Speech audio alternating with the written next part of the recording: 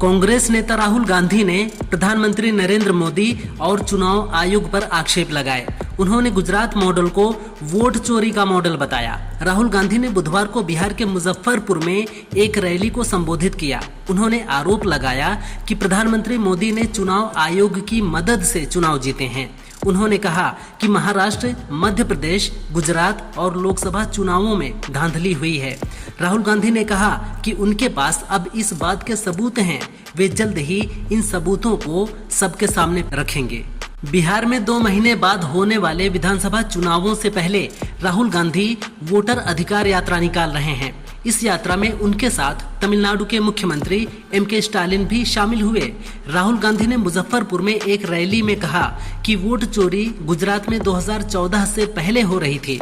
उन्होंने इसे 2014 में राष्ट्रीय स्तर पर ला दिया। उन्होंने कहा कि गुजरात मॉडल कोई आर्थिक मॉडल नहीं है, ये वोट चुराने का मॉडल है। राहुल गांधी ने आरोप लगाया कि पीएम मोदी की चुनावी जीत अमित शाह और चुनाव आयोग की मदद से हुई है।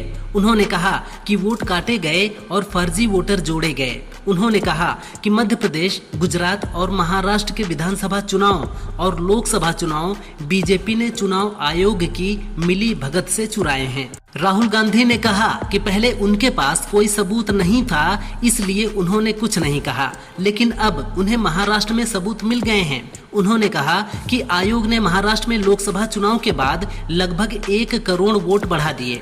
ये सारे वोट बीजेपी को गए। राहुल गांधी ने कहा कि वे जल्द ही सबूतों के साथ दिखाएंगे कि हरियाणा, महाराष्ट्र और लोकसभा चुनाव में वोट कैसे चुराए गए। बिहार में राहुल गांधी की वोटर अधिकार यात्रा 16 दिनों तक चलेगी। ये 1 सितंबर को पटना के गांधी मैदान में एक बड़ी रैली के साथ खत्म होगी। इस रैली में कांग्रेस के नेतृत्व वाले इंडिया गठबंधन के नेता शामिल होंगे।